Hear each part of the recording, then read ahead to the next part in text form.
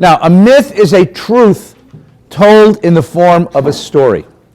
It is a truth that is so important, so deep in the culture of a community, that it can't be expressed in discursive forms. It can't simply be told or outlined. It's told in a story because the story is an engaging way of engaging that truth. And it's told in a story so that it will find its way to the heart of being of our humanity. And it's told in the form of a story because when I tell a story, then I can tell another story. And two stories together, if I tell two truths together, you tend to think of them like mathematics, that the truth is either X or not X. It's either this way or that way. But if I tell a truth in the form of a story, you can acknowledge that this is true and that's true, even though they might be opposite. Today we're going to read two stories and they're opposites. And they describe a very different universe. And what's happening here is that the Bible is offering us a truth about life, a truth about ourselves, a truth about the universe, and its opposite, which is also true. So while you might read a story like a history story and talk about what happened a long time ago, it's the nature of myth to read it in the present tense. And it's while you might talk about a story and say, well, it happened to people that are not me or not mine, you read a myth in the first person. It's my story, and it's my truth, and it's happening now. Just the most famous, easy example, just as an example, is the Thanksgiving story. In a couple of weeks, we're all going to sit at big tables with turkeys and stuffing and mashed potatoes and cornbread, and we're going to talk about our pilgrim ancestors who came here in 1620 to build, seeking liberty and to build the free, this continent. Now, even though my ancestors were not here in 1620, and even though that story might not be completely factually true, I tell that story because that's the story that communicates that Myrla, come in. It communicates the truth of being an American. And it's told in the first person and it's told in the present tense. That's why it's told over a table with symbolic foods, because we tend to reenact myths rather than simply tell them. Now, today we're going to read stories. Now, you can ask me the historical question, did it really happen? And you can ask me a literary question, who told this story and when was it written and why was it written? But here what I'd like to suggest that you do is ask a different kind of question, which is the mythic question, which is what universe does this story suggest? What does this say about who I am and where I am in the world and what I can expect from life? And today we're going to read two stories which are contradictory images of that basic question. Now, the stories are about Abraham, and of course, that tips you off right away, because whenever a culture tells a story about its founder, it's describing something which is deeply embedded in the life of that community, the life of that people. This is a foundational truth of that community. That's why we tell founder stories. And this is the story of our founder. So we're in Vayera. Let me put this down. Which is the second of the two Parshiot that tell the story of Avram Avinu, of Abraham, our ancestor. And the Parsha begins on page 99. Okay? Page 99.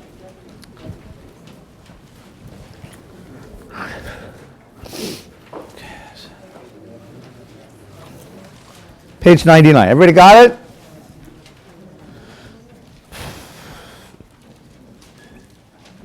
So, previously, at the very end of the previous section, at the end of Lech Lecha, Abraham receives this remarkable vision of God, a covenant. And part of that covenant is to circumcise himself and the men of his tribe. And so now the story begins that Abraham was sitting at the entrance of his tent. The tradition says he was recovering from his circumcision. He was sitting at the entrance of the tent as the day grew hot, looking up, Vayera, looking up, he saw three men standing near him. So three visitors show up in his tent. It's an interesting phrase because first it says God was there, and then it says three guys were there. So there's a whole question about, does he ignore God and say, hang on a minute, I got visitors, right? And why do these three guys just suddenly show up? 3 men are standing there, and as soon as he saw them, he ran, and he welcomes them. And it turns out, he doesn't know this, but it turns out that they're angels. Now, what is an angel? An angel is a message from God embodied in a holograph. Okay? It is a holographic image of a message. Someday we'll have telephones that do this.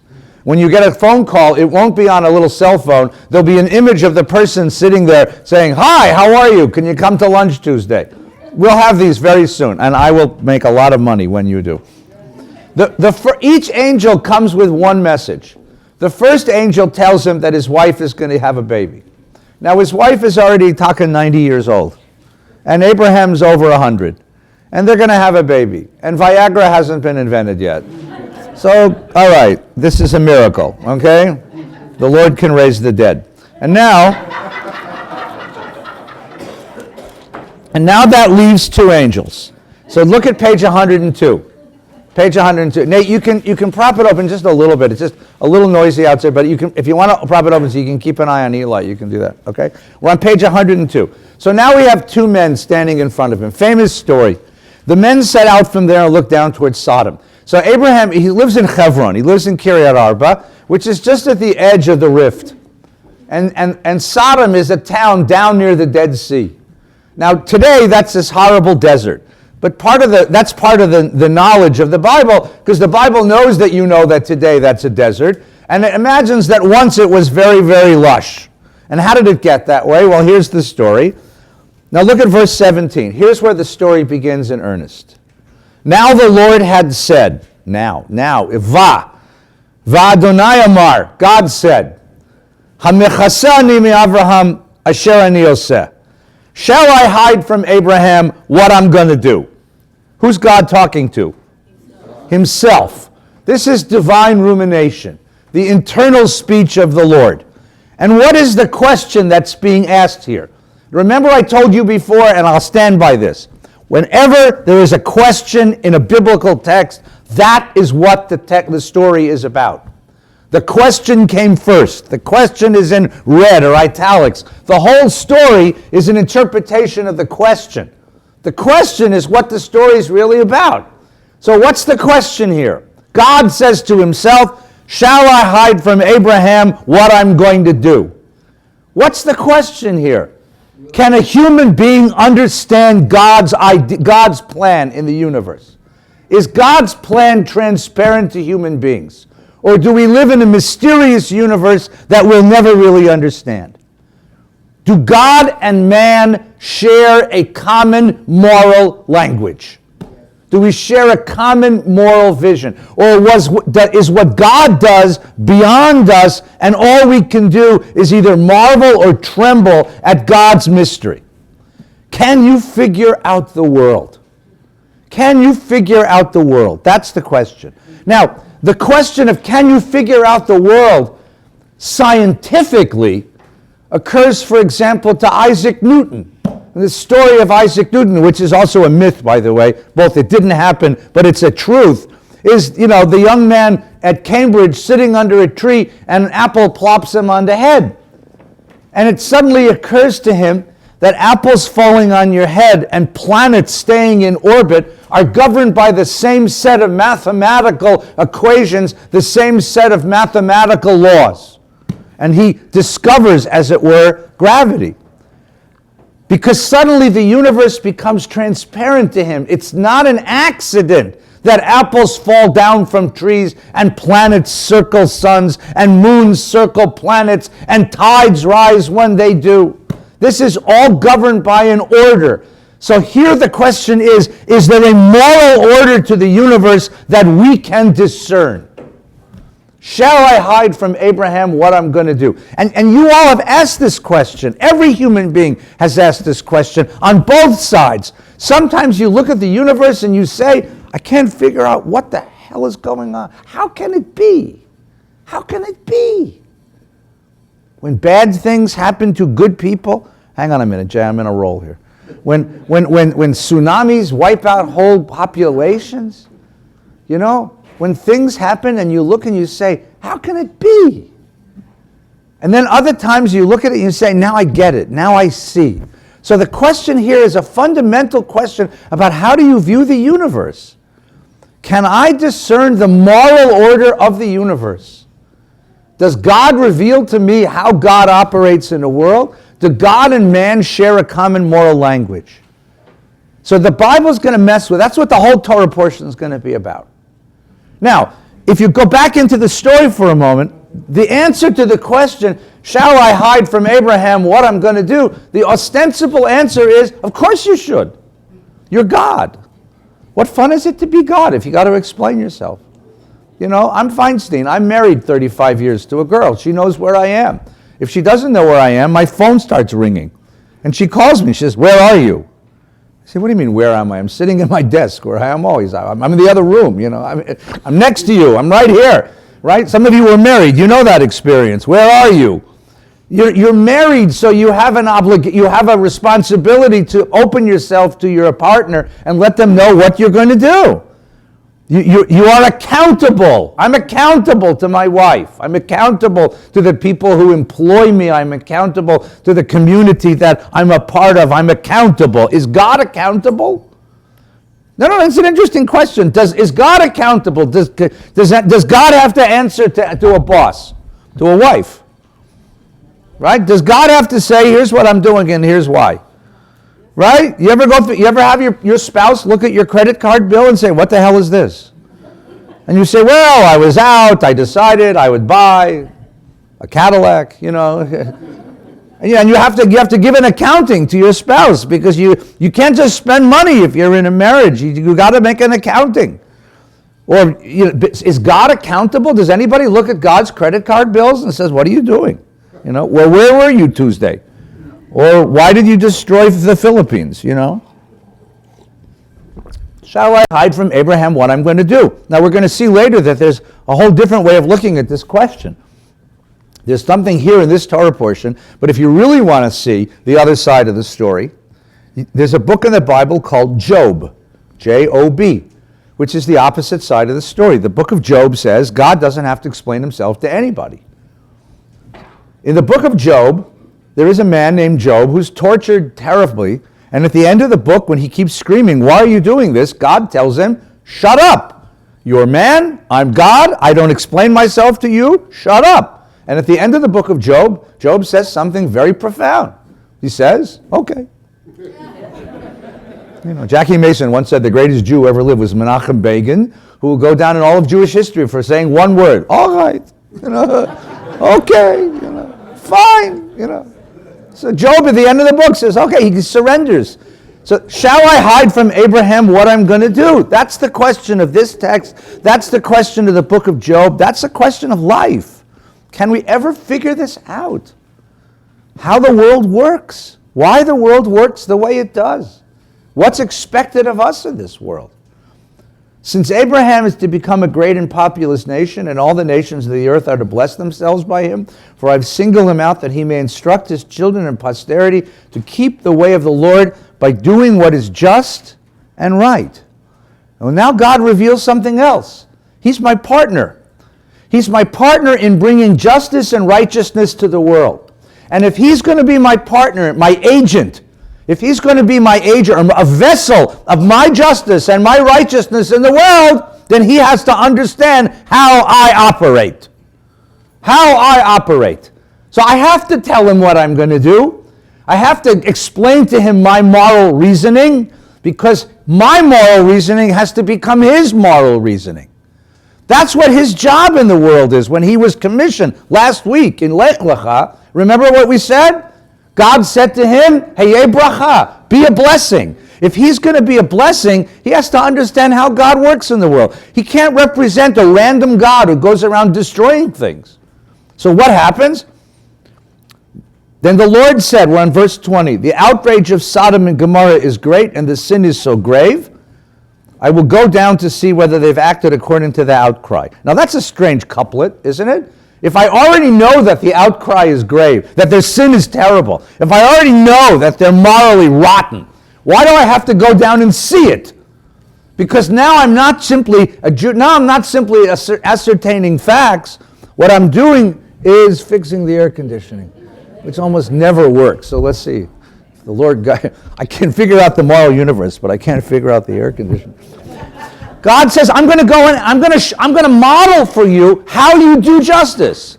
One of the steps in doing justice is to figure out what really happened. What are the facts? What really are the facts? So God goes, now what happens? Look at number 22. Ready? Here's the great part. The men went on from there to Sodom, and Abraham remained standing before the Lord. Verse 23. Vayigash Avraham. Vayigash Avraham means Abraham approaches. In a courtroom, you ask the judge, may I approach? And the attorney then walks past the bar, which is what passing the bar is, and approaches the bench. In baseball, you step up to the plate.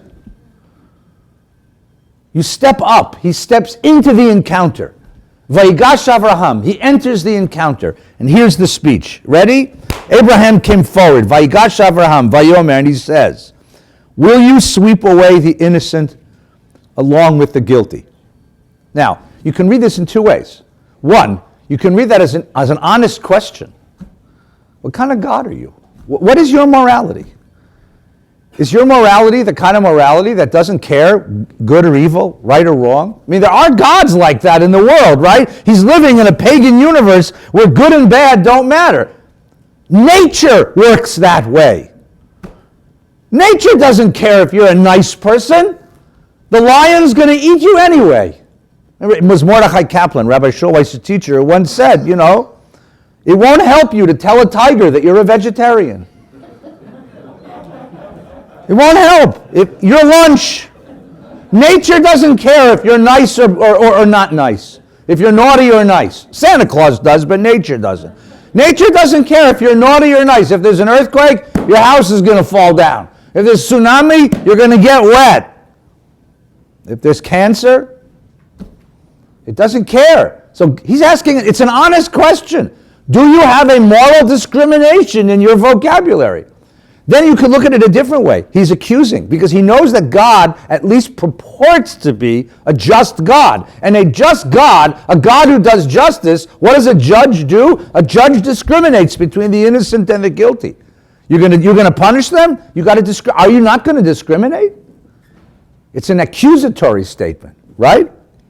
What if look how many, they're all questions. Everything in this next verse is a question. So for a person like me who loves questions, look how many questions you get. Right? What if there would be 50 innocent in the city? Will you wipe it out and not forgive it for the sake of the 50? A second question. Does that change the character of the world if there's 50 innocent in it? How many innocent in the world does it take to save the world?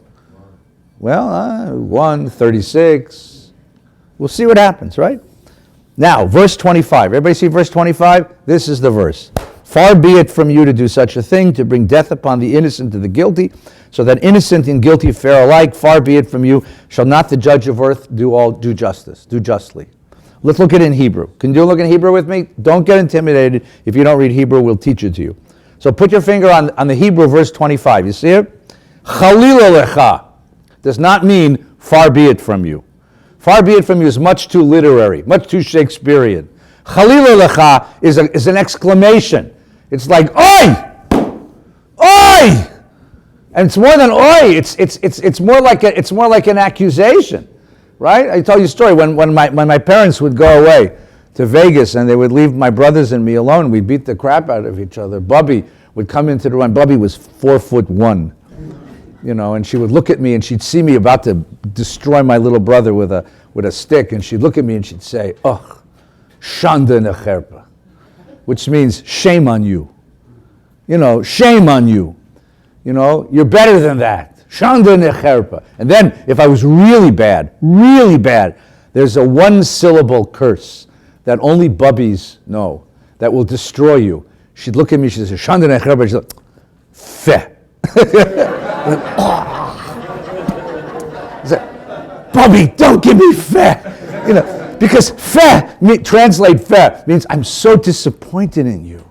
Like you're not the person I thought you were. You're so much better than this. How could you do that? Feh means you're so much smaller than you're. This is what Chalil Lecha means.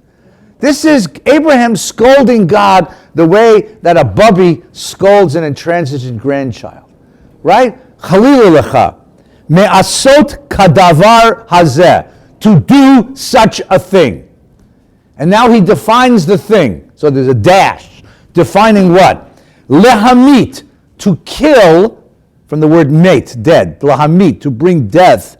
Tzaddik im rasha, the tzaddik, the righteous one, together with the evil one.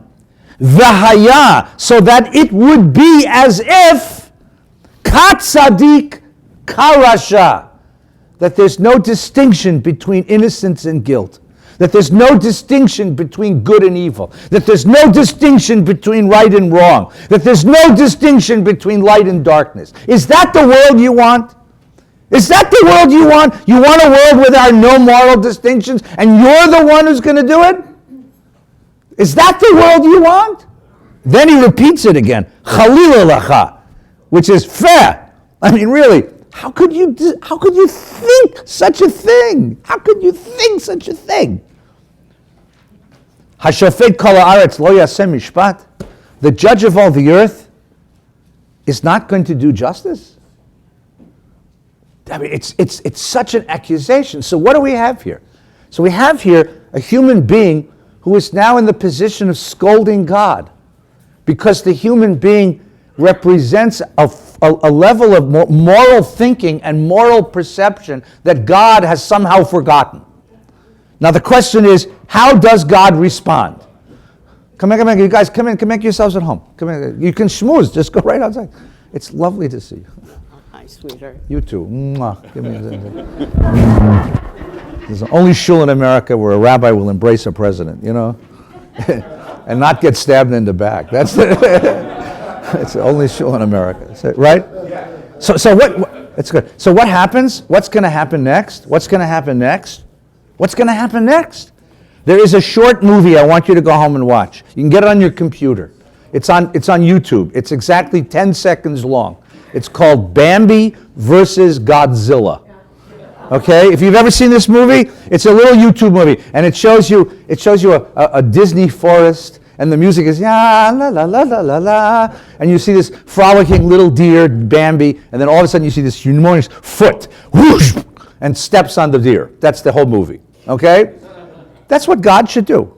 Why should God put up with this? Why does God put up with this? Why does God? This is why would God want this in his universe? Who are you to tell me what to do? Shut up. That's what he said to Job at the end of the book of Job. Job complains for 36 chapters, 35 chapters. God comes and says at the end, shut up. Job says, okay. Why does he so look what happens there. The next line is the reason why the Bible goes on. Because if this next line were different, we'd be a very different religion. Look at the next line. God says what? God says, right? Okay. Right? Abraham spoke, it says, and 26. And the Lord answered, Vayomer Adonai, if I find within the city 50, I'll forgive the whole place. God says, okay. Why does God say okay? It's amazing. See what goes on in this story, right? God is more interested in the fact that Abraham grasps the basic principles of justice than that Abraham obeys and respects God. God is willing to trade away the prerogatives of his authority because Abraham gets justice. Right? You know how many times I sit with parents in my office, and they're parents of teenagers or young adults, and they're angry at their kids because the kids don't behave toward them in a respectful manner. And I say, tell me what your kid does in the world. Oh, he's a straight A student, and he does community service on the weekends, and he's wonderful to his mother, but he mouths off to me. Right? I have a brother like this. He's still this way. But my brother had long hair, and he was a pain in the ass kid. I mean, it's just a pain in the ass kid. And he got pulled into the junior high school vice principal's office once. And they said to him, you have a big mouth, you act out, and your hair's way too long. You get a haircut or you're going to get suspended. Remember this? And my father, my brother. Your mother took care of it. No, you did. The vice principal. The vice principal calls my folks at the shop, and they said, your son is in the office, he has long hair and he has a big mouth. And my mother said, and what's his grade average? No, and the vice principal said he has a 3.9 grade average, an A+ grade average. He said, how's he doing in his classes? He says, he's a remarkable student. My mother said, so what's your problem? He says, he's a disrespectful child, and we're going to suspend him unless he gets a haircut. And my mother said, you touch that kid, you suspend him, I'll be there with my lawyer in 10 seconds. Right? She said, I will be there. My lawyer will be on your doorstep in an hour if you touch that kid. They were going to give him a whack, remember? No, why? Because what is God interested? You can imagine a God who will say, you're right, but I'm not going to accept that from you because you talk to me in a disrespectful manner. God doesn't care about that. What does God care about? That Abraham gets. He's more interested in defending divine justice than he is in divine authority. He's more interested in the fact that Abraham has absorbed the notion that the world should be just than that he's absorbed some sort of reverence for it. What an irreverent God. What an irreverent guy. Who stands in front of God and tells him no? You know, only Jews, right? Right? Now, what happens? The Bible's not done. The Bible's not done. Let's see how far can we go with this. Let's have some fun. Abraham spoke again and said, here I venture to speak to my Lord, I who am but dust and ashes. What if I'm missing 5? Abraham knows. Abraham has sold enough rugs in the Shuk of Beersheba that he knows that once you get a price, now we can do some business. Now we can do some business. Hello. Do I hear 45? 45. Do I hear 45? 45. Do I hear 40? Do I hear 40? Do I hear 30? Do I hear 30? 30. Do I hear 20? Do I hear 20? 10. 10 once. 10 twice. Sold to the God of the universe. This is a silly story. What's going on? The Bible is hammering home this notion of a God who is willing to compromise the prerogatives of divine authority in order to have a human being stand up for divine justice. Because in the end, when Abraham was commissioned, the commission was not be a blessing to me. The blessing was be a blessing to the families of the earth. If this man is willing to stand up for the families of the earth, people don't know. That's what God's interested in. So what goes on here is you have an image of a universe where God and man share a moral language, and where man can be a partner with God. The human being can be a partner with God, Gesundheit, in the pursuit of divine justice in the world. You gain your dignity as a vessel of divine justice in the world. That's the image of the world here.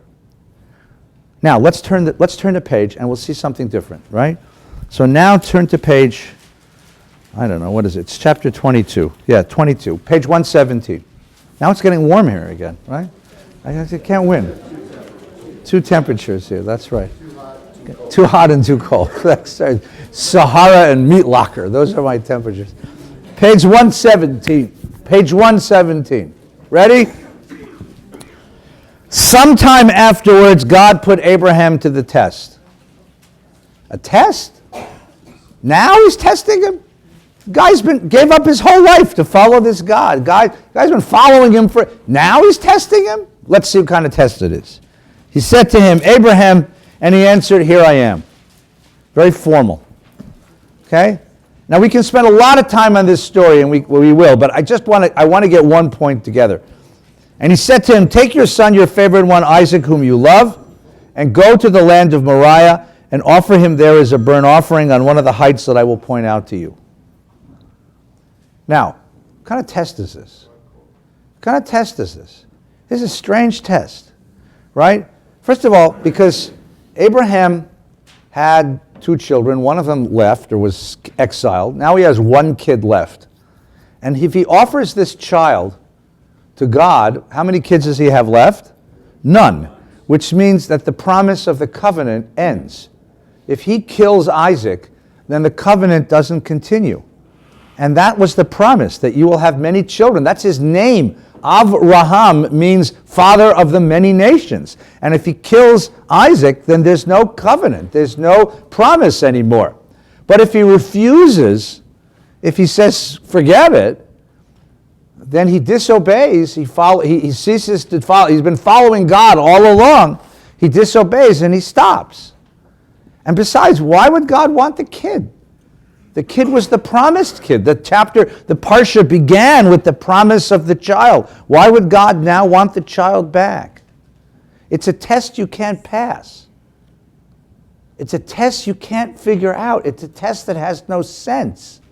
It's a test that makes no sense whatsoever. Whatsoever. And you can imagine, if you look at the next verse, you see where the end of the quotation mark at the end of verse 2 ends, and there's a little number 3. You see where that little space is there? There's a world inside that space. What was Abraham thinking? What was that night like for Abraham?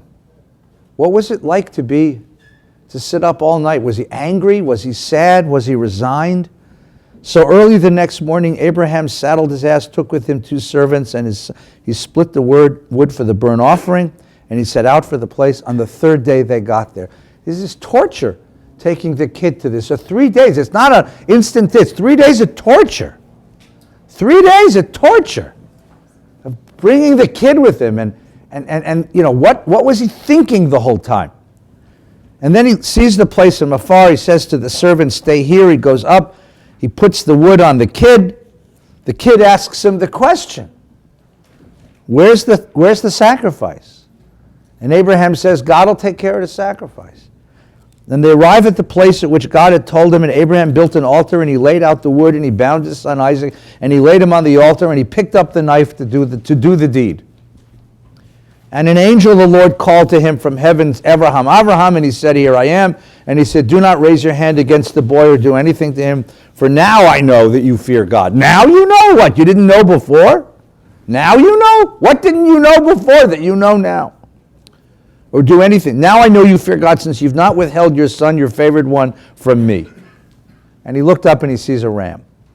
Now here's the question. We can spend a lot of time on this story. We can go through this story word by word and find a world inside of each word. I know that. I just want to ask one question. We saw the universe that the Sodom and Gomorrah story created. It's a universe where man and God share a common mission to bring justice in the world, and where man understands the ways of God, and God reveals the ways of God to man, and we have a sense of the moral order of the world. What universe is suggested by this story? What's the universe of this story? Now, they're separate stories, so you can look at them differently. This is a universe that's quite the opposite. This is Job. This is the universe of Job, which means this is a universe where God commands things that make no sense. This is a universe where stuff happens that makes no sense. This is testing is an interesting way of understanding, a way of appropriating stuff that makes no sense. You test, but it makes no sense to test. What kind of relationship do you have if you have to test it? If you love somebody, you don't test them. You love them. You know, you have faith in them. You trust them. If you have to test them, it means you don't love them. And once you've tested them, you've destroyed the relationship. What, do you love them more after you test them than before? This is a universe which is opaque. This is a universe which is the opposite of transparent. It's a universe which makes no sense. It's a universe of randomness. It's worse than that. It's the dark universe. Now, look at the two stories side by side. You have two different models of what it means to be a human being in the world. One model, which is to be a human being in the world, is to accept a divine vision of justice, to share that with God, and to go into the world and do it. The other one is a universe where you'll never understand what the hell is going on. None of it will make any sense. It will constantly overturn your expectations, and there is no promise that's kept. No promise is kept. Because if you kill the kid, you destroy the promise. No promise is kept. No love is sacrosanct. No relationship is trusted. Everything is opaque. It's a closed universe. And so you have these two stories side by side. And the question is, Which is true? Well, they're both in a certain way, but which? I mean, and on which one would you build a religious civilization? You see, so you see what's going on here? Let's just stop for a second, just absorb this idea. What you have here are two pictures of the universe, two very different pictures of two very different pictures of what it means to be a human being, two very different pictures of what you can expect from life. The Abraham story in Sodom allows you to expect from life a life of the dignity of carrying forward a divine mission. The Abraham of this story means you're constantly terrified that whatever you have that you love and value and hold dear, tomorrow God will rip it away from you and destroy you. And they're both given to you as models of religious life. Now watch what happens. So I gave you a sheet. Everybody take out the sheet for a second. So what you have in the sheet is a wrestling with these two ideas. Here you have a wrestling with these two ideas. Okay, so what you have here is a whole bunch of different wrestlings, from rabbinic to philosophical, all the way through a wonderful talk that Rabbi Schulweis gave. Okay, so take a look at just the first one, which is, and then we'll look at Rabbi Schulweis in a minute. Right? Remember remember the verse in the story. Abraham is standing at the altar and he has the knife over the kid. And just take a look at that verse, just so you understand why the midrash comes along. So we're on what page we're on again? 117, 118? Yeah. Just take a look at that verse quickly, and then we'll understand the midrash, right? We're on page 120. Verse 11 on page 120. Then an angel of the Lord called to him from heaven. Who's talking? An angel. Abraham. Who's talking? An angel. And he said, here I am. And he said, do not raise your hand against the boy or do anything to him. Who's talking? For now I know that you fear God, that's the angel, since you have not withheld your son, your favorite one, from me. In the middle of the verse, what happens? The speaker changes. Now, I mean, you can change a lot of things in the middle of a verse, but how do you change the person who's talking in the middle of the verse? That's what this is about. So this is a midrash from Tanchuma. Tanchuma is a 3rd century rabbinic midrash. That is about 200, 250. When God sent the angel to restrain Abraham, he refused to heed the call. Now, what does Midrash do? Midrash squeezes a whole world of narrative into the spaces between the words. So the angel comes and says, do not touch the boy, do not do anything to him. And Abraham says, who are you? And the speaker says, I'm an angel. He says, forget it, I'm killing the kid. Ready? Right? He says, why? He says, because I don't take orders from subordinates, I only take orders from the boss. Right? It was the boss who told me to kill the kid. Who the hell are you to tell me not to? So now Abraham is like doing it, right? He's pushing the knife into the kid's chest, and God shows up. Right? God himself ordered me to sacrifice my son. It is up to him to rescind the order. Do you hear the difference in the tone? Even before we get to the speeches, do you hear the tone of the midrash? What's the tone of this midrash? Who is this Abraham? This is not the Abraham who reverently goes off to do the deed, as in chapter 22. This sounds a lot more like the Abraham of Sodom, of chapter 18, right? So God shows up. In the middle of the verse, in the middle of the speech, God shows up. And so God himself comes to retract the commandment. But Abraham struggled to continue. Now think of that. Right? So what does he do? He puts the knife on the kid's neck, and he says, listen, God, you listen to me now or the kid gets it. It's a hostage negotiation. Right? So God says, okay, calm down. You want a coffee, a sandwich? Let's talk. Do you want a helicopter to the Bahamas? What is it you want? I mean, so he's got the kid captive, right? He's got the kid captive. And if you really want to pick bushes, that what he's trying to do is push the knife into the kid's chest, and God or the angel has to show up and wrestle the arm back. God wrestling is an old Jewish tradition. So they're arm wrestling over the kid's life. And what does he say? Right? Abraham struggles to continue. With the knife at the throat of his son, he begins to argue. So what are we missing in the text that we liked before? We wanted the Abraham of Sodom, the Abraham who lives in a universe which is morally coherent. This Abraham, this story is much more, is so opaque. So all of a sudden, what does the Midrash do? It gives us the other Abraham in this story. It's like, let's replay the Job story with Abraham as its hero. Let's replay the story now with the other Abraham. Let's recast the other Abraham, right? I will not leave the altar before I speak my mind. Speak, says God. Did you not promise me my descendants would be as numerous as the stars of the sky? Yes, I promise you that. And whose descendants? Mine, mine alone. No, says God, there'll be Isaac's as well. And didn't you also promise me they would inherit the earth? Yes. And whose descendants? Mine alone? No, said God, they'd be Isaac's as well. Well, my Lord, said Abraham, I could have pointed out to you before that your order contradicted your promise. I could have spoken up, but I didn't. I contained my grief and held my tongue. In return, I want you to make me the following promise, that when in the future my children and children's children throughout the generations will act against your law and against your will, you'll also say nothing and forgive them. Which is why you read this Torah portion when? You read it on Rosh Hashanah. You don't read it Rosh Hashanah because of the ram. That's what we taught as kids. It's not that. It's this Midrash.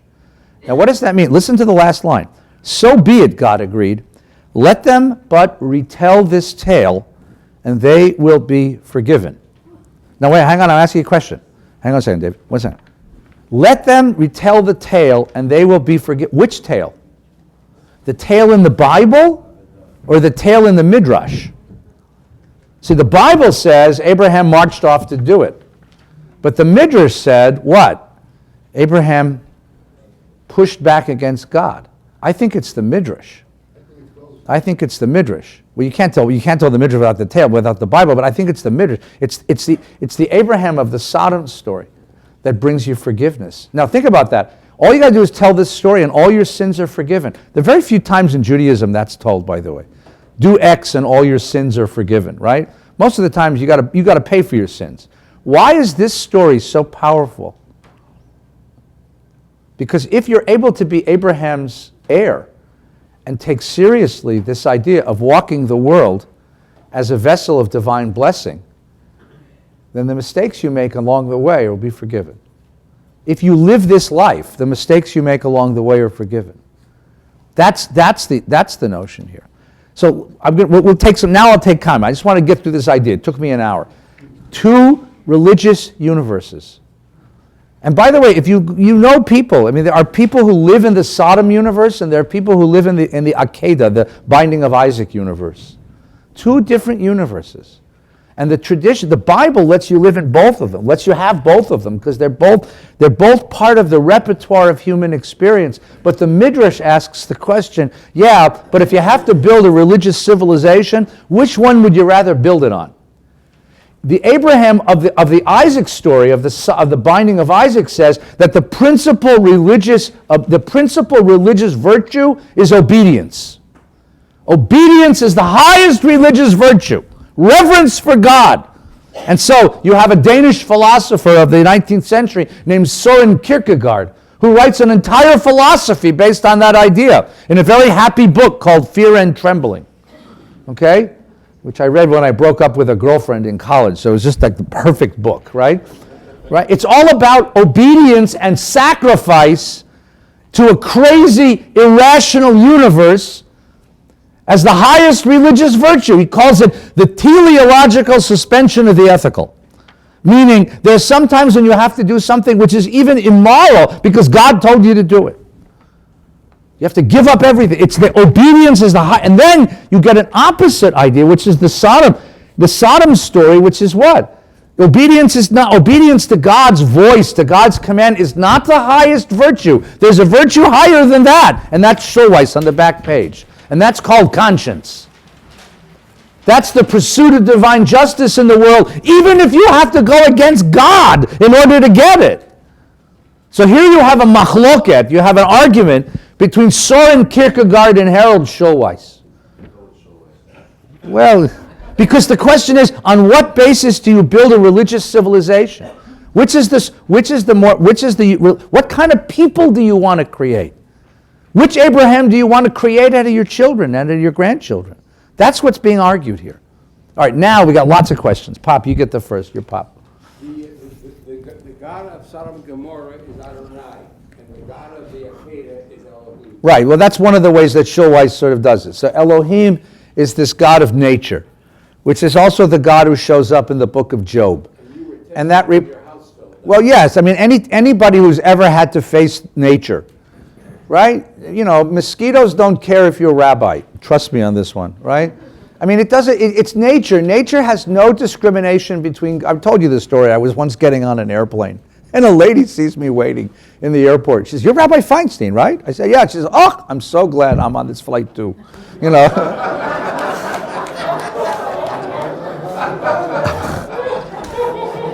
I said, "Lady, you don't want Feinstein, you want Sullenberger, you know." You know, this sucker goes down, I can daven, but that's it, baby. I mean, gravity doesn't know from rabbis. I mean, gravity's gravity. But you see, that's the point. The point is that the Elohim represents the universe of nature, which makes no moral distinctions, and the Adonai is the God of moral distinctions. Right? Yes. Okay. Yes, please, Steve. You just sparked me when you talked about Kierkegaard, and you do against morality if that's what you're calling it. And the first thing that came to mind was ISIS and Islamist militants. Right. That's absolutely immoral what they're doing. Right. Immoral, but that's their calling, and I think that a lot of people Right. excuse them. Right. Yeah. There is if you want to read a chilling document, I mean, mamish chilling, like shiver chilling, there is a speech of Hermann Himmler, who was, the third most powerful Nazi. When the Auschwitz concentration camp was dedicated and open, Himmler spoke to the staff. And he says to the staff of this concentration camp, "You are going to feel pangs of morality and pangs of pity for the people that you are going to be murdering. But I want you to suppress that because this is in service to the fatherland." The fatherland. You are murdering Jewish babies in order to protect the fatherland from the poison of Jews who have infected our homeland. So the notion that you would suppress your natural morality and your natural pity for a child, you would suppress everything that the rest of the world would consider human in service to, that's exactly what it's. When you watch these no, don't watch them, but when you hear about these terrible acts of these ISIS people, it's the same sort of thing. How is it possible to convince somebody to act in a manner that's so brutal, that's so grossly brutal, and suppress every bit of natural pity or natural morality that might occur in a human soul? And it's a very, very frightening question. Murray, please.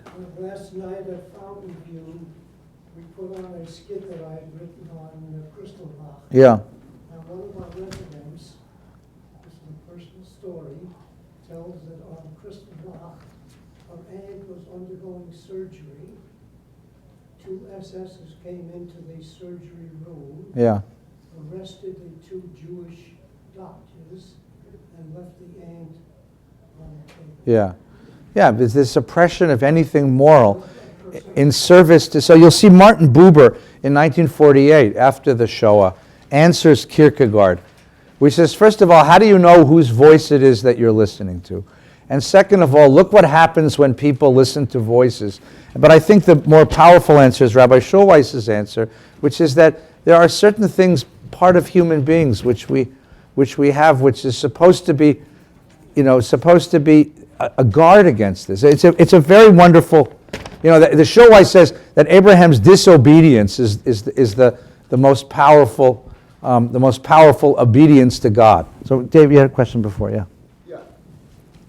One of the very orthodox rabbis at one point came out and said the Holocaust was because of the sins of all the people. Yeah. In view of this midrash, how does it come? Well, I'm not gonna justify my very orthodox colleagues. There are rabbis and there are Jews who are deeply scarred by the experiences of Jewish history, and they come to formulations of ideology and religion which I find very difficult. And I attribute that to the post-traumatic stress of having gone through what we've gone through over 2,000 years. So we have our share of racists and our share of terrorists and our share of brutality. And I think it comes from who we've been, where we've been. I think that's wrong. I think that's wrong. I think I'm here because I think Rabbi Schulweiss's understanding of more of the Sodom story as the foundational story and not the Akedah story as the foundational story is the way that I would build a Jewish civilization. But that's not everybody's opinion. That's not everybody's opinion. Look, over the summertime there was this horrible experience where, a group of Jewish zealots took a kid and murdered him. Just, an innocent child. They carried out an Akedah on their own. And that Jews, we did that. Israelis, we did that. And I spoke about it on Rosh Hashanah, that it's an aberration. That's not who we and what we are. One other thing. Yeah. This week at one of the Jewish organizations, Right. they're going to be showing free Yeah. documentary movie that was made about this. Yeah. It's called The Decent One. Yeah. The decent one. I suggest people go to see it. Yeah, so the question is, can you, see, the reason why that rabbi believes that is because he has a fundamental mistrust of the human soul. And Schulweiss, you'll read, has this notion of conscience. Now, conscience can be perverted, conscience can be overshadowed, on the other hand, conscience can be cultivated.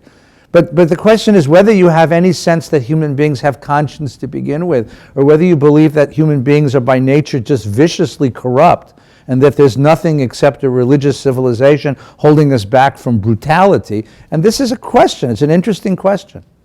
All right, let's get a couple more comments. Yes, Sally, please. And then we're going to go because we're really late. The whole attitude here is created one of an adversarial relationship. Yeah, yeah. And the question is does that make a stronger civilization than partnership? Yeah.